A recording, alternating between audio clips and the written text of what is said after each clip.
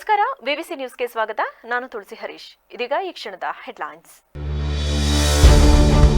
ಎಂದಿಗೂ ರಾಜಕಾರಣದಲ್ಲಿ ಸಕ್ರಿಯ, ವಯಸ್ಸಾದ ಕಾರಣ ಮುಂದಿನ ಎಲೆಕ್ಷನ್ಗೆ ಗುಡ್ ಬೈ, ಉಸ್ತುವಾರಿ ಸಚಿವ ರಾಜಣ್ಣ ಹೇಳಿಕೆ. ಕಾಂಗ್ರೆಸ್ ಸಾಧನೆಗೆ ಬೆಂಗಳೂರು ಕೊಚ್ಚಿ ಹೋಗುತ್ತಿದೆ, ಜನರು ತತ್ತರಿಸುತ್ತಿದ್ರು, ಕೈ ನಾಯಕರಿಗೆ ಸಾಧನಾ ಸಮಾವೇಶದ ಚಿಂತೆ, ರಾಜ್ಯ ಸರ್ಕಾರದ ವಿರುದ್ಧ ಎಚ್ಡಿಕೆ ಕಿಡಿ. ಆಪರೇಷನ್ ಸಿಂಧೂರ್ ಯಶಸ್ವಿಗೆ ಸಂಭ್ರಮ, ಜಿಲ್ಲಾ ಬಿಜೆಪಿ ವತಿಯಿಂದ ಬೃಹತ್ ತಿರಂಗ ಯಾತ್ರೆ, ಮಳೆಯ ನಡುವೆಯೂ ಸಾವಿರಾರು ಮಂದಿಯಿಂದ ಸೈನಿಕರಿಗೆ ಸಲಾಂ.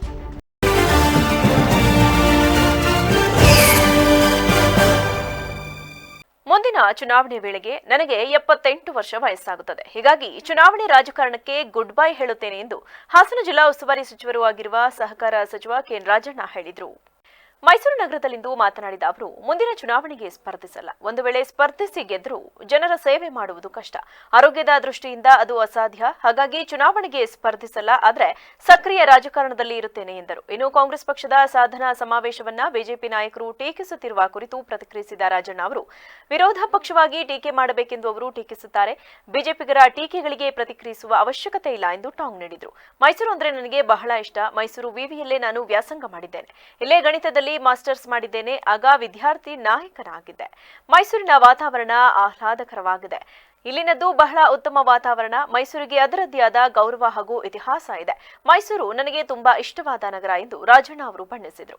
ಇದೇ ವೇಳೆ ಬೆಂಗಳೂರು ಮಳೆ ಹಾಗೂ ಪ್ರವಾಹ ಪರಿಸ್ಥಿತಿಯನ್ನ ಡಿಸಿಎಂ ಡಿಕೆ ಶಿವಕುಮಾರ್ ಚೆನ್ನಾಗಿ ನಿಭಾಯಿಸುತ್ತಿದ್ದಾರೆ. ಅವರು ಪರಿಣಾಮಕಾರಿಯಾಗಿ ಕೆಲಸ ಮಾಡುತ್ತಿದ್ದಾರೆ ಎಂದು ರಾಜಣ್ಣ ಮೆಚ್ಚುಗೆ ವ್ಯಕ್ತಪಡಿಸಿದರು.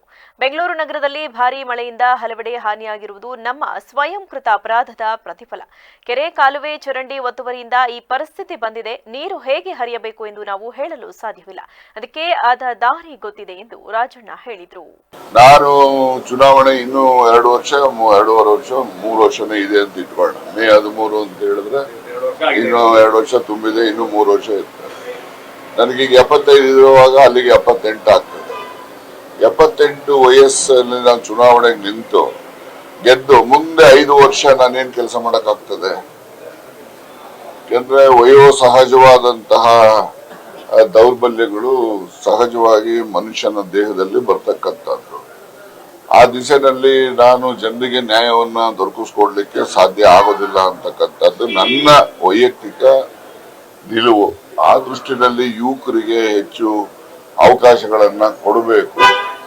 ನಾವು ಕೂಡ ಅದನ್ನು ಚುನಾವಣೆ ನಿಲ್ಲಿಲ್ಲ ಅಂತ ಹೇಳಿ ರಾಜಕೀಯದಿಂದ ನಿವೃತ್ತಿ ಅಲ್ಲ, ಚುನಾವಣಾ ರಾಜಕಾರಣದಿಂದ ಸತತ ಮಳೆಯಿಂದ ತತ್ತರಿಸುತ್ತಿರುವ ಜನರು ಡಿಸಿಎಂ ಡಿಕೆ ಶಿವಕುಮಾರ್ ಅವರ ಬ್ರಾಂಡೆಡ್ ನರಕದಲ್ಲಿ ನರಳುತ್ತಿದ್ದಾರೆ ಎಂದು ಕೇಂದ್ರ ಸಚಿವ ಎಚ್ಡಿ ಕುಮಾರಸ್ವಾಮಿ ಅವರು ಸರ್ಕಾರದ ವಿರುದ್ಧ ಕಿಡಿಕಾರಿದ್ದಾರೆ. ಈ ಬಗ್ಗೆ ಎಕ್ಸ್ನಲ್ಲಿ ಪೋಸ್ಟ್ ಹಂಚಿಕೊಂಡಿರುವ ಅವರು, ಮಳೆ ಅವಾಂತರದಿಂದಾಗಿ ಬೆಂಗಳೂರಿನ ಜನ ಸತ್ತು ಬದುಕುತ್ತಿದ್ದಾರೆ. ರಾಜ್ಯ ಕಾಂಗ್ರೆಸ್ ನಾಯಕರಿಗೆ ಸಾಧನಾ ಸಮಾವೇಶದ ಚಿಂತೆಯಾಗಿದೆ. ಒಂದು ವಾರದಿಂದ ಬಣ್ಣ ಬಣ್ಣದ ಸರಣಿ ಗ್ಯಾರಂಟಿ ಜಾಹೀರಾತುಗಳನ್ನು ಹಾಕುತ್ತಿದ್ದಾರೆ. ಬೆಂಗಳೂರು ಜನ ಬ್ರಾಂಡೆಡ್ ನರಕದಲ್ಲಿದ್ದಾರೆ. ನಗರದ ಜನ ನರಳುತ್ತಿದ್ರೆ ಇವರಿಗೆ ಪ್ರಚಾರದ ಗೀಳು. ಕಾಂಗ್ರೆಸ್ ಸರ್ಕಾರದ ಸಾಧನೆ ಬೆಂಗಳೂರು ರಸ್ತೆಗಳಲ್ಲಿ, ಚರಂಡಿಗಳಲ್ಲಿ ಕೊಚ್ಚಿ ಹೋಗುತ್ತಿವೆ. ಇವರಿಗೆ ಆತ್ಮಸಾಕ್ಷಿ ಎನ್ನುವುದು ಇದೆಯಾ? ಸತ್ತ ಸರ್ಕಾರಕ್ಕೆ ಸಾಧನೆ ಸಮಾವೇಶ ಬೇರೆ. ಡಿಸಿಎಂ ಡಿಕೆ ಶಿವಕುಮಾರ್ ಮಾತಿನ ಡಬ್ಬ ಹೊಡೆಯುವುದು ಬಿಟ್ಟು ಪ್ರತಿಪಕ್ಷಗಳನ್ನ ನಿಂದಿಸುವನ್ನ ಪಕ್ಕಕ್ಕಿಟ್ಟು ಕೆಲಸ ಮಾಡಲಿ ಎಂದು ತಮ್ಮ ಆಕ್ರೋಶ ಹೊರಹಾಕಿದ್ದಾರೆ. ಆಪರೇಷನ್ ಸಿಂಧೂರ ಹೆಸರಿನಲ್ಲಿ ಶತ್ರು ರಾಷ್ಟ್ರ ಪಾಕಿಸ್ತಾನದೊಳಗೆ ನುಗ್ಗಿ ಉಗ್ರರು ಹಾಗೂ ಅವರ ಅಡುಗುದಾಣಗಳನ್ನು ಸಂಹಾರ ಮಾಡಿದ ಭಾರತದ ಸೇನೆಯ ಸಾಹಸವನ್ನ ಬೆಂಬಲಿಸಿ ನಿಮ್ಮೊಂದಿಗೆ ನಾವಿದ್ದೇವೆ ಎಂದು ನಗರದಲ್ಲಿಂದು ಮಠಾಧೀಶರು ಸೇರಿದಂತೆ ಸಾವಿರಾರು ಮಂದಿ ಬೃಹತ್ ರಾಷ್ಟ್ರಧ್ವಜ ಹಿಡಿದು ತಿರಂಗ ಯಾತ್ರೆ ನಡೆಸಿದರು. ಜಿಲ್ಲಾ ಬಿಜೆಪಿ ವತಿಯಿಂದ ಆಯೋಜಿಸಿದ್ದ ತಿರಂಗ ಯಾತ್ರೆಯಲ್ಲಿ ಸುಮಾರು 1,000 ಅಡಿ ಉದ್ದದ ತ್ರಿವರ್ಣ ಧ್ವಜ ಹಿಡಿದು ದೇಶಕ್ಕಾಗಿ ಹೋರಾಡುವ ಸೈನಿಕರಿಗೆ ಬಲ ಮತ್ತು ಮಾನಸಿಕ ಸ್ಥೈರ್ಯ ತುಂಬುವುದು ನಮ್ಮ ಉದ್ದೇಶ ಎಂದು ಅನೇಕರು ಸಾರಿದರು. ನಗರದ ಜಿಲ್ಲಾ ಕ್ರೀಡಾಂಗಣ ಬಳಿಯಿಂದ ಸಾಲ್ಗಾಮೆ ರಸ್ತೆಯಲ್ಲಿ ಹೊರಟ ಬೃಹತ್ ಆಪರೇಷನ್ ಸಿಂಧೂರ ತಿರಂಗ ಯಾತ್ರೆಯಲ್ಲಿ ಸೈನಿಕರು, ಮಾಜಿ ಸೈನಿಕರು, ವಿವಿಧ ಮಠಾಧೀಶರು, ವೀರನಾರಿಯರು, ವಿದ್ಯಾರ್ಥಿಗಳು, ನಾಗರಿಕರು, ರಾಜಕೀಯ ಮುಖಂಡರು ಪಾಲ್ಗೊಂಡು ದೇಶದ ಪರ, ಸೇನೆಯ ಪರ, ಉಗ್ರರ ವಿರುದ್ಧ ಘೋಷಣೆ ಕೂಗಿದರು. ಬರೋದು 1 ಗಂಟೆ 12:30 ಅಂದರು. ಊಟ ಅಲ್ಲಿ ಅಂದರು ಅಂದರೆ 1 ಗಂಟೆ 2 ಗಂಟೆ.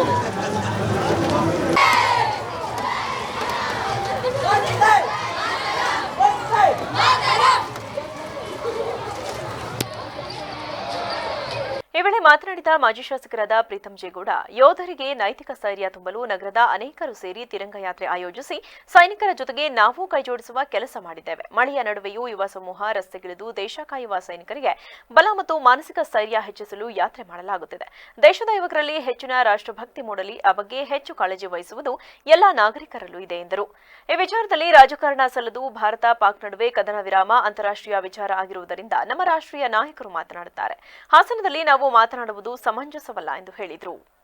ದೇಶ ಕಾಯುವ ಯೋಧರಿಗೆ ನೈತಿಕ ಸ್ಥೈರ್ಯವನ್ನು ತುಂಬೋದಕ್ಕೆ ಹಾಸನದ ನಾಗರಿಕರು ಸೇರಿ ಇವತ್ತು ವಿದ್ಯಾರ್ಥಿಗಳು ಎಲ್ಲ ಸಂಘ ಸಂಸ್ಥೆಯ ಪ್ರಮುಖರು ಸೇರಿ ತಿರಂಗ ಯಾತ್ರೆಯನ್ನು ಆಯೋಜಿಸಿದ್ದಾರೆ.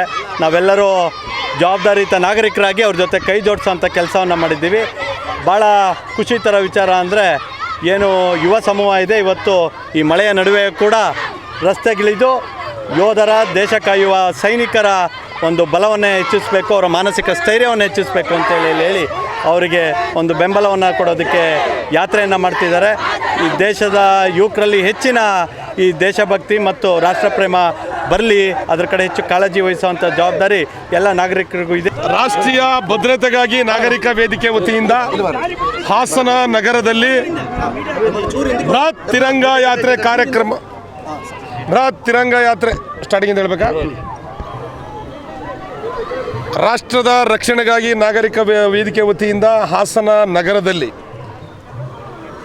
ಏನು ಆಪರೇಷನ್ ಸಿಂಧೂರ ಕಾರ್ಯಕ್ರಮ ಯಶಸ್ಸಿನ ಹಿನ್ನೆಲೆಯಲ್ಲಿ ಸೈನಿಕರಿಗೆ ಗೌರವಾರ್ಥದ ಸಂಕೇತವಾಗಿ ಇವತ್ತು ಬೃಹತ್ ತಿರಂಗ ಯಾತ್ರೆ ಕಾರ್ಯಕ್ರಮವನ್ನು ಹಾಸನ ಜಿಲ್ಲೆಯಲ್ಲಿ ಹಮ್ಮಿಕೊಂಡಿದ್ದೀವಿ.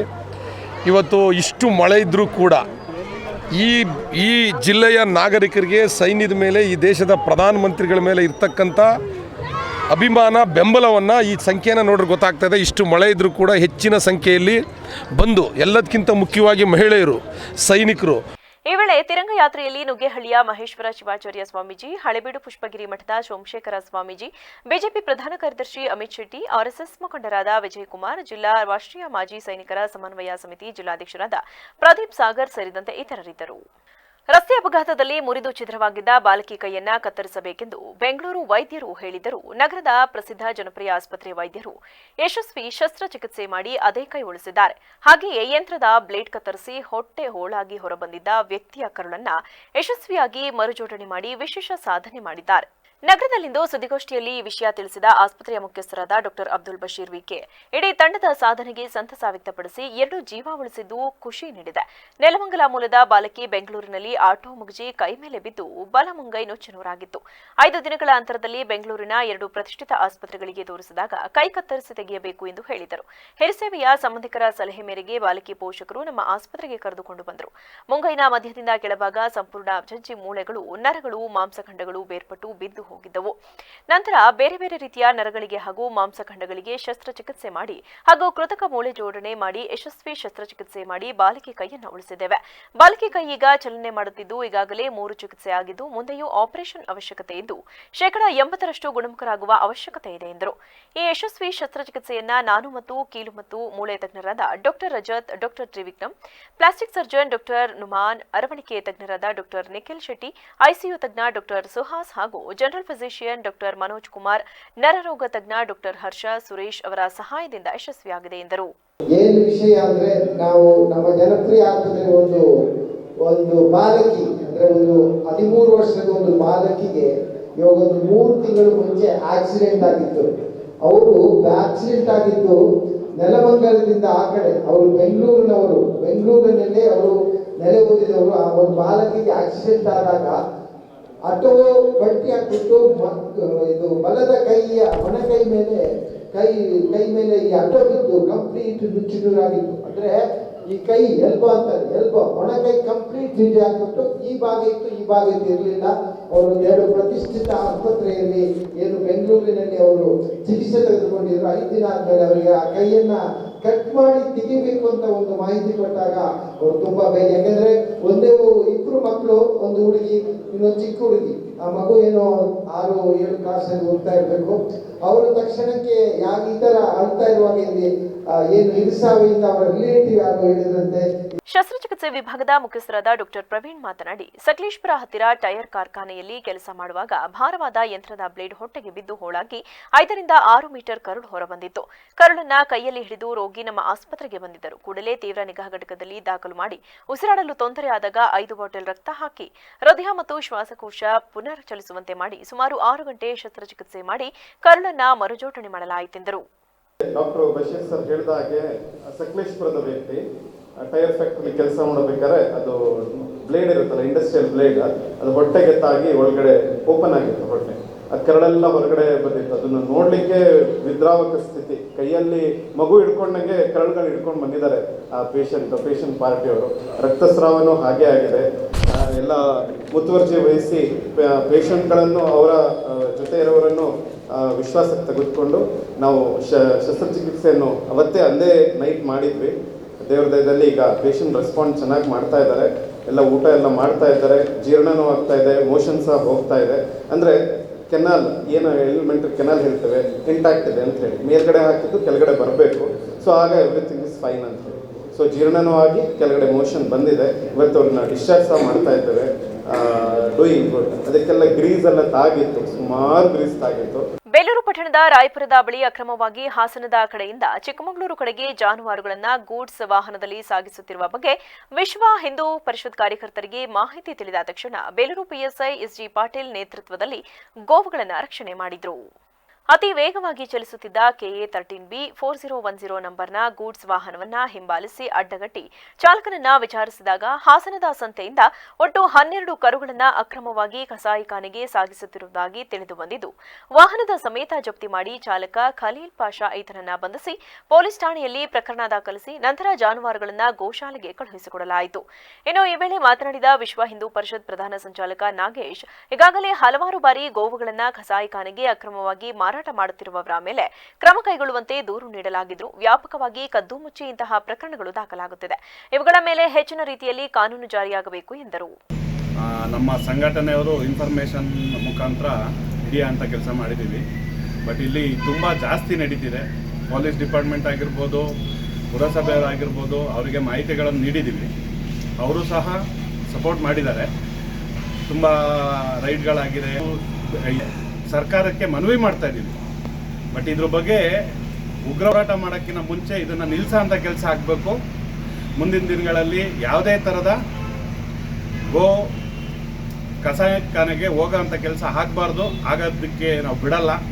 ನಮ್ಮ ವಿಶ್ವ ಹಿಂದೂ ಪರಿಷತ್ ಬಜರಂಗ ದಳದ ವತಿಯಿಂದ ಆ ಥರದ್ದೇನಾದರೂ ಕಂಡು ಬಂದಲ್ಲಿ ನಾವು ಉಗ್ರವಾದ ಹೋರಾಟ ಮಾಡ್ತೀವಿ ಅಂತ ಇವತ್ತು 12 ಗೋವುಗಳನ್ನು ಹಿಡಿದಿದ್ದೀವಿ. ದಾಳಿ ಸಂದರ್ಭದಲ್ಲಿ ಪೊಲೀಸ್ ಇಲಾಖೆ ದೇವರಾಜು, ದೇವೇಂದ್ರ, ಅಣ್ಣಪ್ಪ ಹಾಗೂ ವಿಶ್ವ ಹಿಂದೂ ಪರಿಷತ್ನ ಕಾರ್ಯಕರ್ತರು ಹಾಜರಿದ್ದರು. ತಾಲೂಕಿನಾದ್ಯಂತ ಮಳೆಯ ಅಬ್ಬರ ತೀವ್ರಗೊಂಡಿದ್ದು ಮೇ 20 ಹಾಗೂ 21ರಂದು ಆರೆಂಜ್ ಅಲರ್ಟ್ ಘೋಷಿಸಲಾಗಿದೆ. ತಾಲೂಕಿನ ಹಲವು ಪ್ರದೇಶಗಳಲ್ಲಿ ಭಾರೀ ಮಳೆ ಸುರಿಯುತ್ತಿದ್ದು ಜನಜೀವನ ವಿರಳಗೊಂಡಿದೆ. ಸೋಮವಾರ ರಾತ್ರಿಯಿಂದಲೇ ತಾಲೂಕಿನ ವಿವಿಧ ಭಾಗಗಳಲ್ಲಿ ಜಿಟಿಜಿಟಿಯಾಗಿ ಮಳೆ ಆರಂಭವಾಗಿದ್ದು, ಮಂಗಳವಾರ ಬೆಳಗ್ಗೆಯಿಂದ ಧಾರಾಕಾರವಾಗಿ ಮಳೆಯಾಗುತ್ತಿದೆ. ಪಟ್ಟಣದ ಪ್ರದೇಶಗಳಲ್ಲಿಯೂ ಭಾರೀ ವರ್ಷಧಾರೆಯಾಗಿದೆ. ಮಲೆನಾಡು ಭಾಗಗಳಲ್ಲಿ ಮಳೆಯ ಪ್ರಮಾಣ ಇನ್ನಷ್ಟು ಹೆಚ್ಚಿದ್ದು ರಸ್ತೆ ಸಂಪರ್ಕಕ್ಕೂ ಅಡ್ಡಿಯಾಗಿದೆ. ಭಾರೀ ಮಳೆಯಿಂದಾಗಿ ವಾಹನ ಸವಾರರು, ವಿದ್ಯಾರ್ಥಿಗಳು ಹಾಗೂ ಸಾರ್ವಜನಿಕರು ಪರದಾಡುವ ಸ್ಥಿತಿ ಉಂಟಾಗಿದ್ದು, ಕೆಲವೆಡೆ ವಿದ್ಯುತ್ ವ್ಯತ್ಯಯವೂ ಸಂಭವಿಸಿದೆ. ಜಿಲ್ಲಾಡಳಿತದಿಂದ ಮುಂಜಾಗ್ರತಾ ಕ್ರಮ ಕೈಗೊಳ್ಳಲಾಗಿದ್ದು, ಸಾರ್ವಜನಿಕರಿಗೆ ಅಗತ್ಯವಿರುವಲ್ಲಿ ಮನೆಯಿಂದ ಹೊರಬರದಂತೆ ಸೂಚನೆ ನೀಡಲಾಗಿದೆ. ಇನ್ನು ಹವಾಮಾನ ಇಲಾಖೆ ಮುನ್ಸೂಚನೆಯಂತೆ ಮುಂದಿನ 24 ಗಂಟೆಯೊಳಗೆ ಮಳೆಯ ಪ್ರಮಾಣ ಹೆಚ್ಚಾಗುವ ಸಾಧ್ಯತೆ ಇದೆ. ಮಾನಸಿಕ ಆರೋಗ್ಯ ಎಷ್ಟು ಮುಖ್ಯವೋ ಅದೇ ರೀತಿ ದೈಹಿಕ ಆರೋಗ್ಯವೂ ಪ್ರಮುಖವಾಗಿದ್ದು, ವೃತ್ತಿಯ ಜೊತೆಯಲ್ಲಿಯೇ ಕ್ರೀಡಾ ಮನೋಭಾವ ಬೆಳೆಸಿಕೊಳ್ಳಬೇಕು ಎಂದು ತಹಶೀಲ್ದಾರ್ ಮಲ್ಲಿಕಾರ್ಜುನ್ ಸಲಹೆ ನೀಡಿದರು. ಪತ್ರಿಕಾ ದಿನಾಚರಣೆ ಅಂಗವಾಗಿ ಆಲೂರು ತಾಲೂಕು ಕಾರ್ಯನಿರತ ಪತ್ರಕರ್ತರ ಸಂಘದ ವತಿಯಿಂದ ಆಪರೇಷನ್ ಸಿಂಧೂರ ಎಂಬ ಹೆಸರಿನಲ್ಲಿ ಪಟ್ಟಣದ ತಾಲೂಕು ಕ್ರೀಡಾಂಗಣದಲ್ಲಿ ಹಮ್ಮಿಕೊಂಡಿದ್ದ ಸೌಹಾರ್ದ ಕ್ರಿಕೆಟ್ ಪಂದ್ಯಾವಳಿಗೆ ಚಾಲನೆ ನೀಡಿ ಮಾತನಾಡಿದ ಅವರು, ಪತ್ರಕರ್ತರು ಮಾನಸಿಕವಾಗಿ ಒತ್ತಡದಲ್ಲಿದ್ದು ದೈಹಿಕವಾಗಿ ದೇಹ ದಂಡಿಸುವುದು ಬಹಳ ಕಡಿಮೆ. ಆದುದರಿಂದ ಮಾನಸಿಕ ಆರೋಗ್ಯ ಜೊತೆಗೆ ದೈಹಿಕ ಆರೋಗ್ಯವೂ ಅತ್ಯವಶ್ಯಕ ಎಂದು ತಿಳಿಸಿದರು. ತಾಲೂಕದಲ್ಲಿ ಈ ರೀತಿ ಇವೆಂಟ್ಸ್ ಅಟ್ಲೀಸ್ಟ್ 3 ತಿಂಗಳು ಮಾತ್ರ ಆದರೆ ಜನರೆಲ್ಲರೂ ಒಗ್ಗಟ್ಟಾಗುತ್ತಾರೆ. It's like a great unifying force ಅಂತ ಹೇಳ್ತಾರಲ್ಲ, ಆ ರೀತಿ. ಸೊ ಒಳ್ಳೆಯದ ಆ್ಯಕ್ಟಿವಿಟಿ ಇಟ್ಕೊಂಡಿದ್ರೆ ಇದನ್ನು ರಿಪೀಟೆಡ್ ಆಗಿ 6 ತಿಂಗಳಿಗಾಗಲಿ 3 ತಿಂಗಳಿಗಾಗಲಿ ಮಾಡ್ತಾ ಇರಬೇಕು ಇದೇ ಸಂಘ ಅಂತಲ್ಲ. ಸೊ ಎಷ್ಟು ಟೀಮ್ ಬಂದಿದೆ? 12 ಟೋಟಲ್ 12 ಟೀಮ್ ಬಂದಿದೆ. ಎಲ್ಲ 12 ಟೀಮಿಗೂ ಕರ್ನಾಟಕ ಕಾರ್ಯನಿರತ ಪತ್ರಕರ್ತರ ಸಂಘದ ಹಾಸನ ಜಿಲ್ಲಾಧ್ಯಕ್ಷ ವೇಣುಕುಮಾರ್ ಮಾತನಾಡಿ, ದಿನನಿತ್ಯ ಜಂಜಾಟ ಒತ್ತಡದಲ್ಲೇ ಕೆಲಸ ಮಾಡುವ ಪತ್ರಕರ್ತರಿಗೆ ಉಲ್ಲಾಸ ಮನರಂಜನೆ ಸಿಗುವುದು ಇಂತಹ ಕ್ರೀಡೆಗಳಿಂದ. ಹಾಗಾಗಿ ಪ್ರತಿ ವರ್ಷವೂ ಪತ್ರಿಕಾ ದಿನಾಚರಣೆ ಅಂಗವಾಗಿ ಜಿಲ್ಲಾ ಹಾಗೂ ತಾಲೂಕು ಸಂಘಗಳು ಇಂತಹ ಕ್ರೀಡೆಗಳನ್ನು ನಿರಂತರವಾಗಿ ಹಮ್ಮಿಕೊಂಡು ಆರೋಗ್ಯ ವೃದ್ಧಿಸಿಕೊಳ್ಳುವುದರ ಜೊತೆಗೆ ಪ್ರತಿಭಾ ಪ್ರದರ್ಶನಕ್ಕೆ ವೇದಿಕೆಯಾಗಿದೆ ಎಂದರು. ಸಾಮಾನ್ಯವಾಗಿ ಕ್ರೀಡೆಗಳು ಅಂತಂದ್ರೆ ಕ್ರೀಡಾಕೂಟ ಅಂತಂದ್ರೆ ಒಂದು ಸ್ನೇಹ ಸಂಬಂಧವನ್ನ ಬೆಳೆಸ್ತಕ್ಕಂಥದ್ದು. ನಮ್ಮಲ್ಲಿ ನಮ್ಮ ಆಲೂರು ತಾಲೂಕು ಪತ್ರಕರ್ತರ ಸಂಘ ಇಡೀ ತಾಲೂಕಿನ ಎಲ್ಲ ಆಡಳಿತವನ್ನ ಒಳಗೊಂಡಂತಹ ಒಂದು ತಂಡಗಳನ್ನ ಇಲ್ಲಿ ಸೇರಿಸಿಕೊಂಡು ಅವ್ರ ಜೊತೆ ಒಂದು ಕ್ರೀಡಾಕೂಟವನ್ನು ನಡೆಸಿರ್ತಕ್ಕಂಥದ್ದು. ಪತ್ರಕರ್ತರೊಂದಿಗೆ ಎಲ್ಲ ಇಲಾಖೆಗಳು ಕೂಡ ಒಂದು ಆತ್ಮೀಯವಾದಂತಹ ಒಂದು ಸ್ನೇಹ ಸಂಬಂಧವನ್ನ. ಕಾರ್ಯಕ್ರಮದಲ್ಲಿ ಜಿಲ್ಲಾ ಪತ್ರಕರ್ತರ ಸಂಘದ ಮಾಜಿ ಅಧ್ಯಕ್ಷ ರವಿ ನಾಕಲಗೂಡು, ತಾಲೂಕು ಕಾರ್ಯನಿರತ ಪತ್ರಕರ್ತರ ಸಂಘದ ಅಧ್ಯಕ್ಷ ಪೃಥ್ವಿ ಜಯರಾಮ್, ಶಾಸಕ ಸಿಮೆಂಟ್ ಮಂಜು, ಕಾಂಗ್ರೆಸ್ ಮುಖಂಡ ಮುರಳಿ ಮೋಹನ್ ಸೇರಿದಂತೆ ಇತರರಿದ್ದರು. ಸಕಲೇಶಪುರ ತಾಲೂಕಿನ ಹಾನಬಾಳು ಹೋಬಳಿಯ ಕ್ಯಾಮನಹಳ್ಳಿ ಪಂಚಾಯಿತಿಯ ಮಾವಿನಹಳ್ಳಿ ಗ್ರಾಮದಲ್ಲಿ ನೂತನವಾಗಿ ನಿರ್ಮಾಣವಾಗಲಿರುವ ಕಿತ್ತೂರು ರಾಣಿ ಚೆನ್ನಮ್ಮ ವಸತಿ ಶಾಲೆಯ ಕಟ್ಟಡ ಕಾಮಗಾರಿಗೆ ವಿದ್ಯುಕ್ತವಾಗಿ ಚಾಲನೆ ದೊರೆಯಿತು.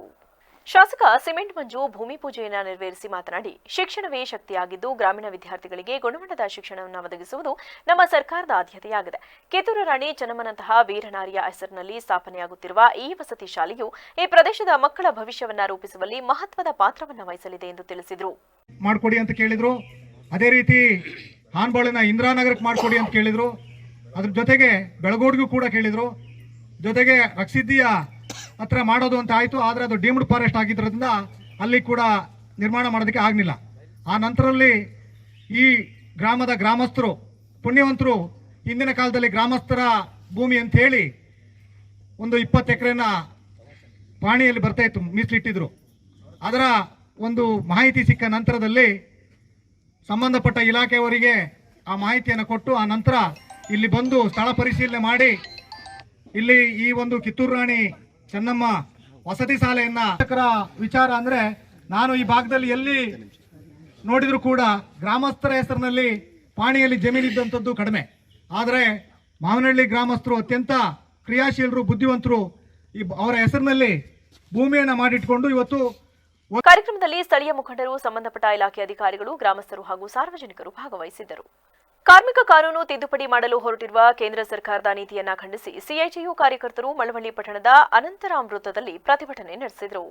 ಸಿಐಟಿಯು ಮುಖಂಡ ಮಹದೇವಮ್ಮ ನೇತೃತ್ವದಲ್ಲಿ ಕಾರ್ಯಕರ್ತರು ಕೇಂದ್ರ ಸರ್ಕಾರದ ವಿರುದ್ಧ ಘೋಷಣೆ ಕೂಗಿ ಆಕ್ರೋಶ ವ್ಯಕ್ತಪಡಿಸಿದರು.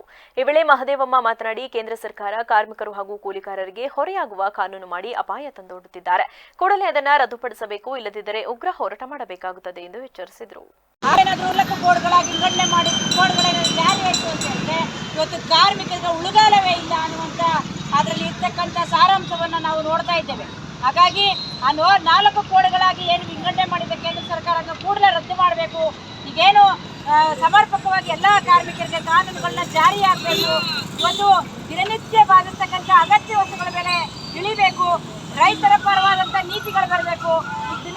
ದಿನನಿತ್ಯ ಮಹಿಳೆಯ ಏನು ದೌರ್ಜನ್ಯ ದಬ್ಬಾಳಿಕೆ ನಡೀತಾ ಇದೆ, ಅವೆಲ್ಲವೂ ನಿಲ್ಲಬೇಕು ಅನ್ನೋ ಸಂಬಂಧಪಟ್ಟಾಗೆ ಇವತ್ತು ಇಡೀ ದೇಶಾದ್ಯಂತ ಕಾರ್ಮಿಕ ಕಾನೂನುಗಳನ್ನ ತಿದ್ದುಪಡಿ ಮಾಡಿರ್ತಕ್ಕಂಥ 4 ಕೋಡ್ಗಳನ್ನ ತರಬಾರದು ಅಂತೇಳಿ ಆ ಪ್ರತಿಯನ್ನ ಸುಟ್ಟು ಇವತ್ತು ಪ್ರತಿಭಟನೆಯನ್ನ ಮಾಡ್ತಾ ಇದ್ದೀವಿ. ಹಾಗಾಗಿ ಸರ್ಕಾರಕ್ಕೆ ಒಂದು ಎಚ್ಚರಿಕೆ, ಯಾಕೆಂದ್ರೆ ಇವತ್ತು ಆ ಕೋಡ್ಗಳನ್ನ ತಂದ್ರೆ ಇವತ್ತು ಕಾರ್ಮಿಕರಿಗೆ, ಜನಸಾಮಾನ್ಯರಿಗೆ ಇವತ್ತು ಉಳಿಯುವಂತ ಇವತ್ತು.